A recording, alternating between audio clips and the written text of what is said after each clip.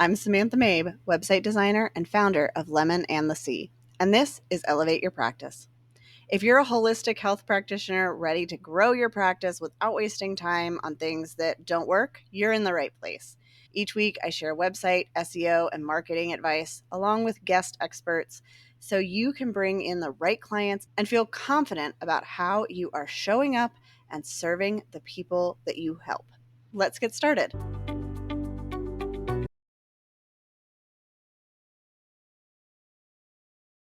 I'm so excited to have Michelle Grassic on the podcast today. We had initially connected over on her podcast, which is linked in the show notes, and I knew that I wanted her to be on the show to talk about marketing and how we can make sure that our marketing is actually reaching the right people. Michelle is an acupuncturist and a marketing coach, but her tips apply to anybody in the holistic health field. She is the host of the Acupuncture Marketing School podcast. She's a practicing acupuncturist and marketing coach who's been teaching marketing in the wellness industry for 11 years.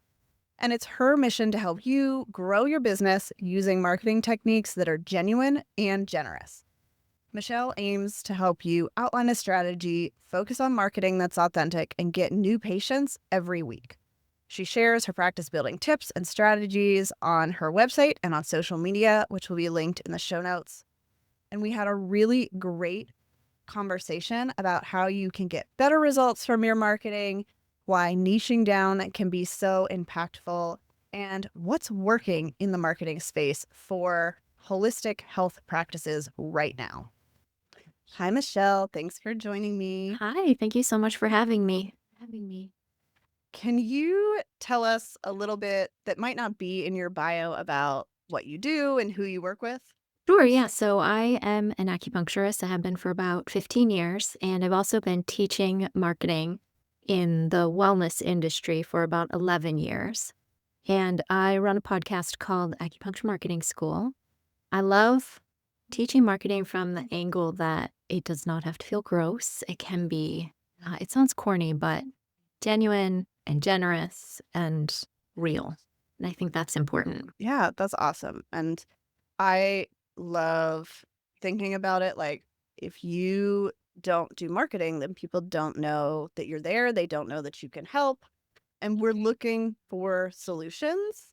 And I really don't want people to take all their advice off of TikTok. So Why not? I found some good stuff there, but then I like to dig a little bit deeper. Yes. We're talking about like attracting patients into your practice, but how can holistic practitioners like acupuncturists that you work with or other types of businesses start getting better results from their marketing without adding more to what they have to do? So I think the number one way to do this is to really dial into your target market, identify your ideal patient avatar or ideal client. Depends on what you Google, you might be able to find different variations on that. But use that avatar to create a marketing message that is really speaking to your people. Because I think what happens is we go after the marketing strategies that are the things that we hear maybe on TikTok that are really results driven, like I should run Facebook ads or I should work on my SEO. And all of that is great. It's totally fine. But if you haven't first dialed into who is your ideal person that you want to attract, then any marketing you put out, it might hit the mark, but I think chances are a lot lower that it's going to really ring a bell for your ideal person.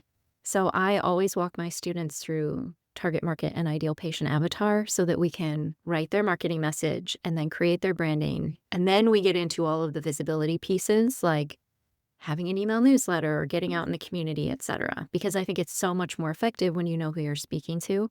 And I totally understand that target market and ideal patient are like the least sexy parts of marketing. Everyone's like, I've heard of that before. I filled out a worksheet. It changed to nothing because it's a little challenging sometimes to know how to actually apply it to your marketing in a practical way. And so many people were trained in our businesses that we could work with anybody. Like I could design websites for anybody because there are some foundational things that are the same, but that doesn't help when it comes to how do you speak to these people? How do you reach these people? So I think niching down is more helpful and less scary than people think. Yeah, I will say, aside from people saying, like, this topic is boring, the next thing they say is, if I niche down, won't I be scaring people away? Won't that make my marketing less effective? And especially if you're brand new, like, the last thing you want to do is scare away paying patients. So I definitely understand that. I have found in the past 10 or 11 years that that's more of a theoretical concern than an actual thing that happens in real life. And the example that I like to give is most of my marketing for my acupuncture practice is centered around cosmetic acupuncture and more recently women's health because my associate is a specialist in women's health. We still get male patients who come in who aren't they're not there for cosmetic acupuncture, they're just there for pain or headaches or whatever. You are still going to get people who come from various referral sources and there will always be some people who just land on your website and say, wow, I just like this person, or I like these reviews that I read. And even though they specialize in digestion, I could see from their website, I'm still going to send them a message and say, hey, I have migraines. Can you help me with this? Because we are often making decisions based on that know, like, trust factor. So if someone makes a connection with you, even if they're outside your target market, they still would prefer to work with you than to continue Googling and pick somebody else. I definitely agree. When I was looking for a naturopathic doctor for my son to figure out what supplements we wanted to give him instead of just throwing things at the wall, I reached out to somebody I had worked with. She specializes in like perimenopause and menopause. And I was just like, would you also work with a 6-year-old boy? And she's like, yeah, I can do that. Might take a little bit of extra research, but I'm happy to help.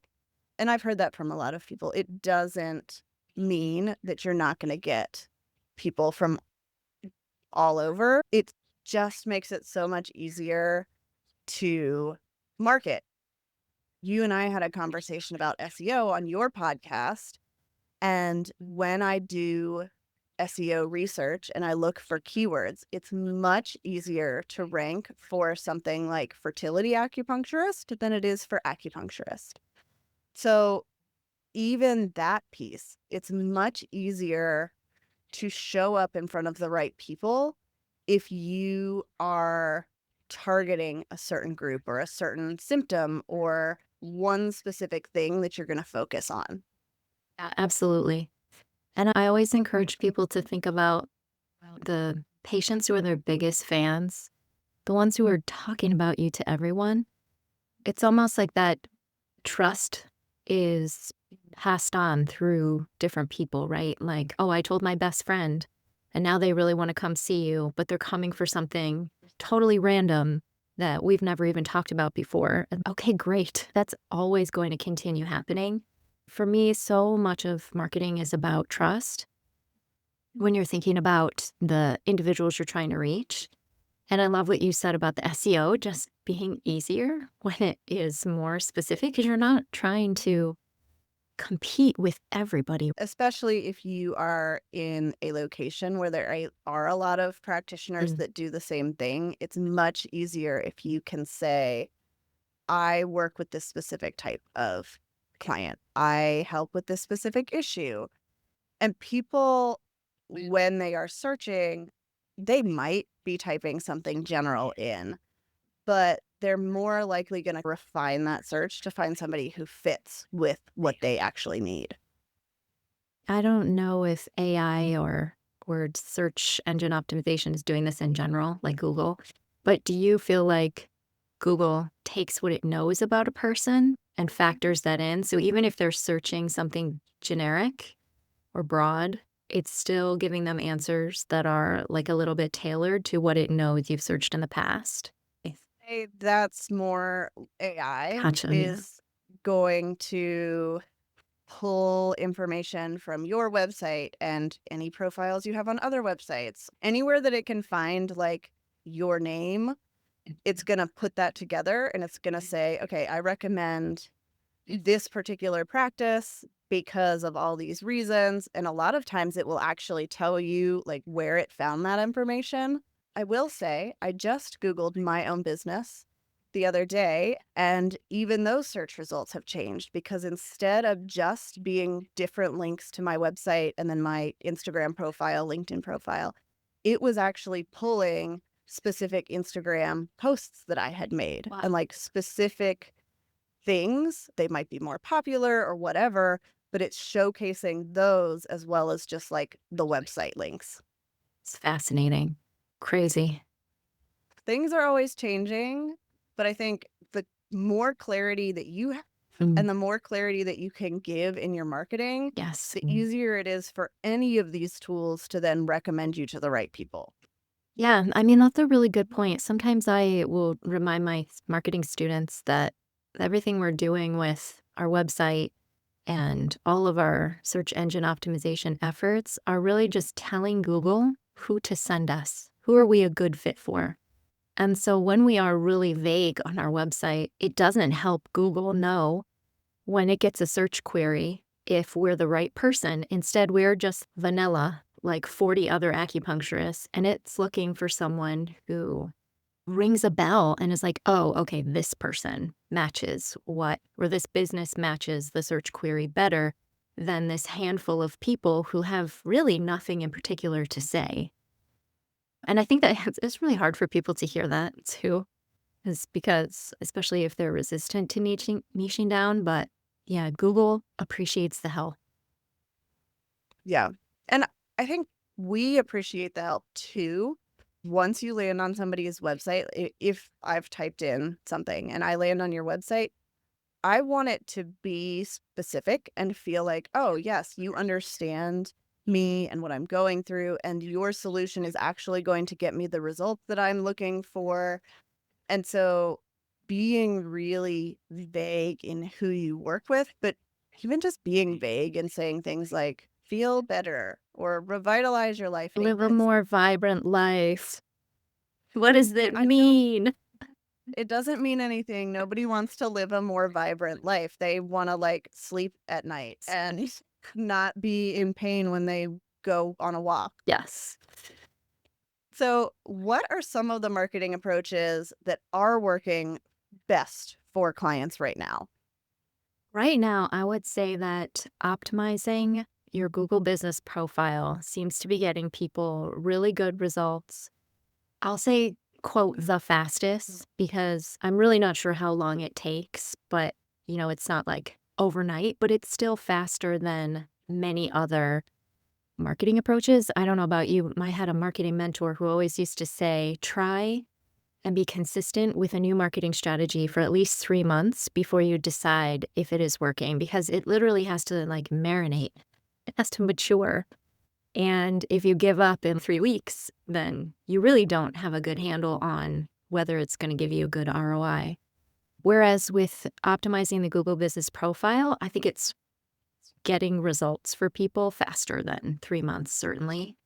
And that could be things like really just making sure that the whole profile is fleshed out and is packed with keywords related to the symptoms you love to treat and want more of, and your location and like nearby towns and cities that you want to pull from. So your services, your business description, all of that should have those keywords in there. The other thing I think is really helpful is actually filling out, I think it's called service area, as well as things that people are always like, oh my gosh, it's so boring or so tedious, is making sure you regularly add an update. Sometimes they're called posts. Some people call them updates. Once or twice a month, add an update to your Google business profile. It's like a micro blog post. And people are like, oh, I have to remember to do that. I'm like, put it on your calendar. It'll take 10 minutes to share a blog post that you wrote like 6 years ago. And Google really appreciates seeing that your profile is refreshed, so to speak, that it is updated. I think Google cares a lot about providing a relevant answer to someone's query. And again, we can help Google know that we're the answer by refreshing our Google business profile, because then it has more confidence like, oh, this business is open, is making an effort, so that if they send someone to your website, they can feel good that you are probably a strong answer to their search query. And that matters to Google a lot. Yeah. Yeah. I like to tell people that Google likes itself. So when you put the effort into your Google business profile, it is going to rate that higher. Same thing with reviews. Like, reviews on your website are great. Google likes to see Google reviews. I think that's one of the things. You build the strong foundation. You update once or twice a month. You're not spending hours every week trying to post there. But what you're doing is you're just making sure that it's accurate. And because so many of us work with local clients, the Google business is going to show up in their search results. It's going to show up in maps. If they look there, I think I read a stat that like 60% of people who look for something in Google Maps are going to go visit a business that does that thing within a week. That, I think, is a key thing to focus on. I think that is working well for my marketing clients and my students lately. It's really fascinating. I'm an introvert. I think a lot of acupuncturists and wellness people are introverts. And I don't know if I just attract them to me. So maybe it's disproportionate. But I will say that when people are willing to do it, um, in person networking, if you're willing to commit to the long term, I think is also working well for people. But it is a long term game because it's just about building relationships. And especially, if you are in a small town, you're just letting people meet you. Of course, they're going to be more likely to refer someone to you because they met you and they liked you. And instead of referring to a total stranger, they're like, oh, wow, you just mentioned you have headaches. I was talking to this acupuncturist that she sees patients for headaches all the time. Like, here's her name. And they're not going to say, like, oh, well, there's 6 acupuncturists in town. Here they are. Choose one. Do you have any quick suggestions for like where to do that networking or how to approach it? Yeah, so, I mean, as an introvert with an introvert audience, I get a lot of pushback about this, which is fair. It took me at least a year to really feel comfy just showing up at networking meetings where I am, but I'm in a town of 7,000 people, and I feel like in a small town, people knowing my face is non-negotiable for success for a small business. This may not be true everywhere. So I usually tell people if they are having a hard time going to those meetings by themselves, try to get to know the people who run the meeting. So I like Chamber of Commerce meetings because if you join the Chamber of Commerce, it's usually like $200-300 a year. Their job literally is to support you and help you get visible in the community and let other business owners know about what you do. So what I did was I volunteered with them for their fundraisers. Like, we're talking maybe 3 days a year. But then that meant when we had our monthly meetings and I showed up, all of the staff at the chamber was like, hi, they knew me, right? So now I was going by myself, but I knew there was going to be like 6 people who I could hang out with, who would talk to me. I would just tell the Chamber of Commerce people I'm an introvert and I have a hard time interrupting conversations to introduce myself to strangers. Most of the people who work at the Chamber of Commerce are going to be extroverts, and they would freaking love to take the lead and introduce you. So I have people at those meetings who see me and they're like, oh, I thought of someone that you should know. Come with me. And then I'm set for the whole hour, right? They put me into a group of people, they introduce me, and then they leave me. And I'm like, okay, now I'm good. So if people are like, no way, I'm not doing Chamber of Commerce, I'm never going to those networking meetings, I'd rather stab myself in the eye with something blunt, then I think volunteering consistently in the community is a really nice alternative because pretty much no matter what the volunteer activity is, if you're seeing the same people over and over, they are going to start asking you questions about what you do and maybe personal questions like they want to get to know, like, do you have a family? Blah, blah, blah. But eventually the conversation is going to come around to the fact that you're an acupuncturist. Here's what you specialize in. And suddenly they'll have questions for you, right? So I think that those in-person things are helpful just to get us outside the office. Like, whether we're acupuncturists or not, I think being a wellness provider can be a little bit isolating because we're sitting in our office space by ourselves and then, like, the patients come to us. And we don't realize how much value there is in, like, going out in the community. It is a good reminder that, like, even that takes time. You can't expect to go to one meeting and have a bunch of clients. And what I have found when I joined my chamber of commerce was there were not a lot of people in the wellness space that go. And so people aren't necessarily going to know what you do. But if you do get a chance to build those relationships, then you're going to be one of the only people there that they even know. I had someone complain to me recently. She's like, "My local chamber of commerce is all realtors and bankers. Like, why do I care?" And I'm like, "Well, first of all, you get to be the only wellness person. That makes you the go-to. And secondly, like, realtors and bankers, like, they need healthcare. They know people who don't feel well, and they talk to everybody. They know everyone." So, yeah, I think that's a really good point. If you're the only one of a kind at one of those meetings, then you are in a good place. All right. So, what is a common myth about marketing that you'd love to debunk for people? I hear all the time that people are afraid to do marketing because they're afraid that no matter what strategies they use, they are going to come across as really pushy or greedy in their marketing. And man, I don't know if I've ever seen a wellness professional make truly, truly gross marketing. Like, it's like very rarely there will be one person and you're like, that feels like fear-based marketing. I don't love that. But I think for local small business owners, it's just not happening. So it's a fear that is totally unfounded. People have this perspective that if they get out there and they get visible, if they have a message to share, there's going to be trolls. So that's scary, the fear of that. And they're also just worried that their community is going to think like, who do you think you are? Or, gosh, they must really need, someone told me this once, they must really need business if they're doing so much marketing. I don't think the average consumer has any of those thoughts. We are surrounded by advertising all the time. And I always ask my students to think about it this way. Like, when was the last time you saw an advertisement that like really ruined your day? Like those shoes that are following you around in a retargeting ad from Zappos.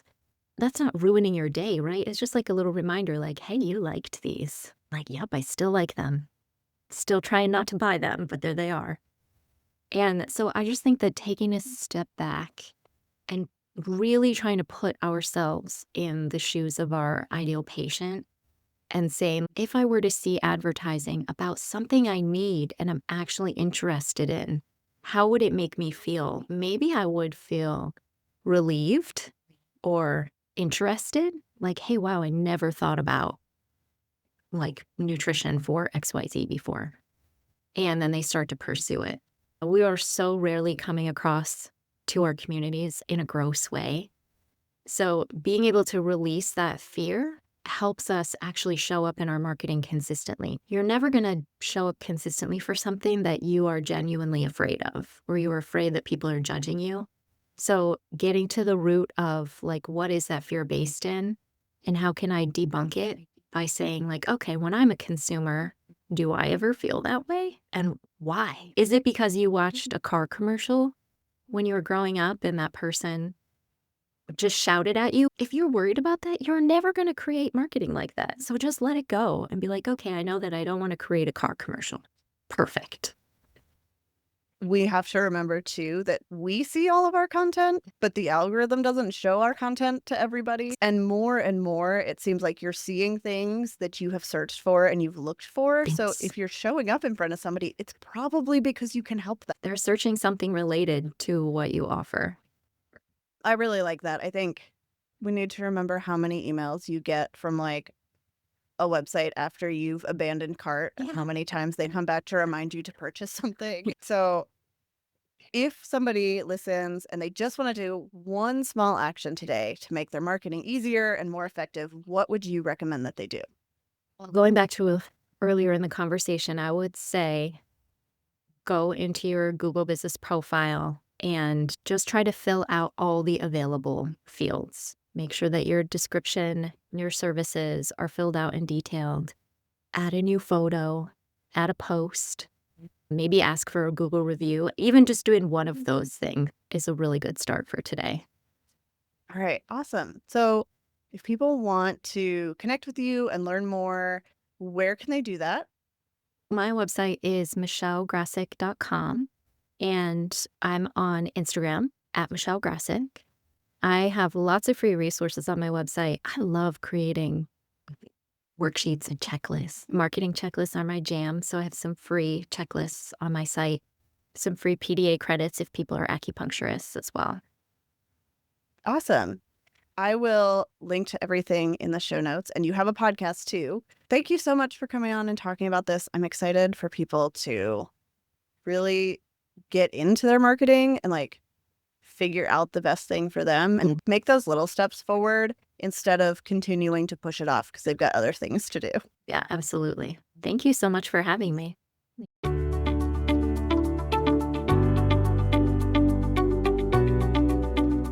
Thanks for listening to Elevate Your Practice. If you enjoyed today's episode, follow the show and leave a review. It helps more practitioners find these tips and start growing their practices with confidence. And don't forget to check out the show notes for links and resources from today's episodes. I'll be back next week with more strategies to help you build a thriving practice.